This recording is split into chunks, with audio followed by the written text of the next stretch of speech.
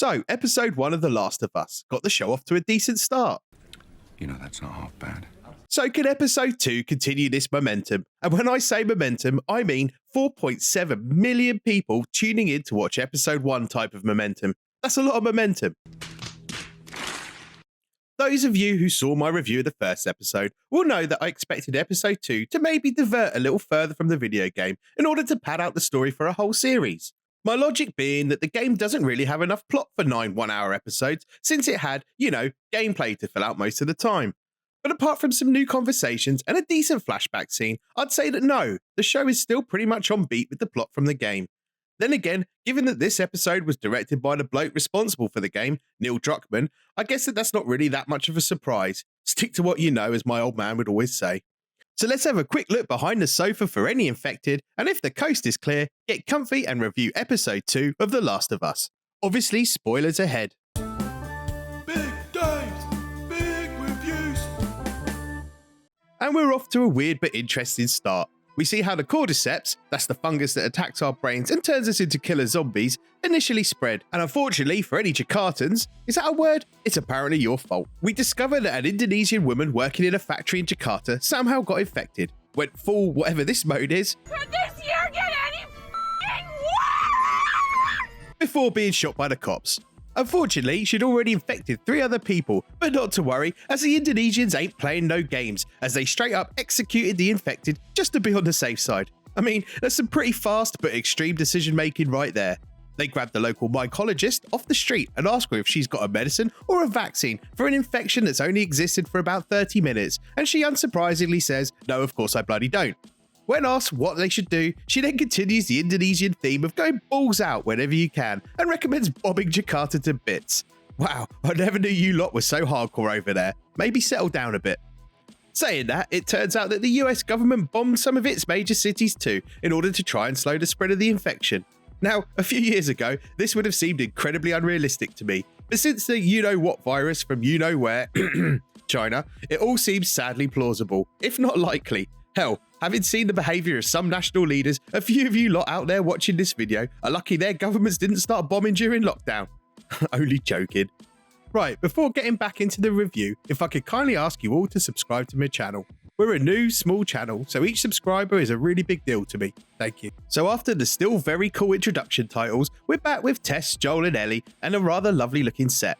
The show is absolutely smashing it out of the park when it comes to set design. We know the show has a massive budget of around $100 million, but that doesn't guarantee great sets. Having an impressive CGI background is one thing, but the show combines this with impressive physical sets that just look mega authentic. It's a massive plus for me, and it really helps sell the show. Back to the plot, and Joel and Tess want to know how Ellie has survived being infected for so long, and what the Fireflies want with her. Whilst explaining that the Fireflies plan to use her to find a cure for the infection, Ellie also smashes them in a game of snack top trumps, pulling out a massive chicken sandwich to their pitiful dry biltong. Joel remains unconvinced, but Tess talks him round, and the trio head off to the Firefly rendezvous site at the Capitol building. This scene continues to demonstrate decent script writing. It's concise but endearing, with a nice amount of banter, mainly from Ellie. And on that note, I want to point out what a good job Bella Ramsey is doing. It can't be easy to play a smart-mouthed kid without becoming grating, but she's managing it. If you think about it, there's a lot of pressure on her. There's likely to be many scenes that will rely on her to provide levity, given Joel's more stoic nature. Ellie and Joel have an interesting conversation where Ellie asks him whether he found it hard killing the infected, given they were normal people once. He replied, "Sometimes," which is far more humane an answer than I would have given. I think in his situation, I'd have taken the Woody Harrelson from Zombieland approach to the infected. Time to nut up or shut up. Joel and Ellie's relationship is still distant at this stage. Joel states to Tess that just because she was immune to the first bite doesn't mean the second bite won't get her. Does he believe this, or is he just finding ways to avoid any form of emotional attachment? Who knows? Certainly not me. We also learn an interesting fact that the infected can communicate via fungus fibre underground. I wonder if this will be relevant later. Yes, of course it is, it's foreshadowing. The trio decide to take a detour through the museum, which means dark and scary. The tension mounts after they find a badly disfigured corpse. Not something the runner zombies would usually do. Those of us familiar with the game know what's coming. Yes, it's the absolutely terrifying clickers. So clickers are people who have been infected for a long period of time. The fungus has taken over the top half of their heads, leaving them blind. However, they have great hearing and some form of echolocation ability, hence the clicking sound. They are much tougher than the regular zombie runners, and in the game can kill you pretty much instantly if they get their hands on you. This extra toughness is present in the show too. We see Joel and Tess pump multiple rounds into the clickers only for them to keep on clicking. They look absolutely horrifying. The makeup department clearly worked their asses off on the poor actors under there. Now, not many people know this, but the horrible walk the clickers do was based upon footage of me trying to get home from the pub at 2 AM. Anyways, the trio face off and eventually kill 2 clickers, but there's no mistaking the grey threat these little buggers pose to the world. The 3 make it to the Capitol building, only to discover the Fireflies they're supposed to be meeting are all dead. One was infected and the others died fighting them off. It's here that Tess reveals she's done for, as she was infected by one of the clickers at the museum. She again tries to convince Joel of the importance of delivering Ellie before heroically sacrificing herself by blowing up the entrance of the building with the infected horde rushing through it. So let's break this down a bit. I've read a few comments suggesting that TV Tess is a little on the bossy side versus Tess from the game. I suppose that on a couple of occasions in this episode, she does shut Joel down and seems to have the final say on things. In the game, it's clearly an equal partnership, but something about TV Tess is just a little bit more overbearing. It's probably no big deal, but I did feel Joel was overshadowed a touch maybe.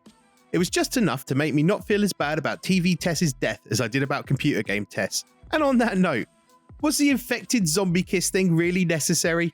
My dog once had a fungal infection in her mouth, and ever since then it's left me squeamish about that sort of stuff.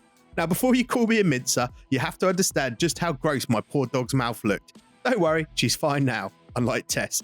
In addition, why did the show swap out the soldiers that arrived and ultimately killed Tess in the computer game for a horde of infected?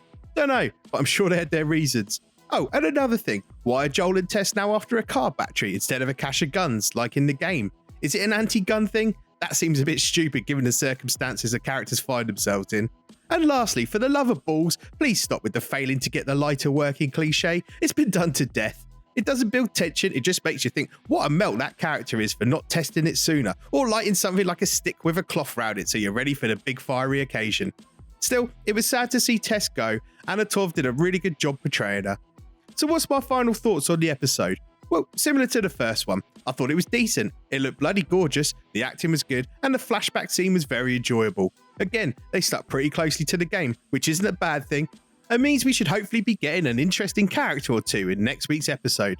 It's weird, as much as I'm enjoying the show, I'm starting to feel like the material isn't quite grand enough for a production of this size. I don't know if it's the small cast or the lack of side plots, but the story feels a bit narrow on the big screen. Not something I felt when I was playing the game, but I wouldn't be surprised if that's just me. Bloody hell, you've made it to the end of the show. Well done you! Now, if you could be a diamond and subscribe to the channel and hit that notification bell, that'll make sure we can keep in touch in future. Please also drop a like on the video and maybe even comment below. A bit of banter's always welcome. I'd like to wish you all the best. Until next time.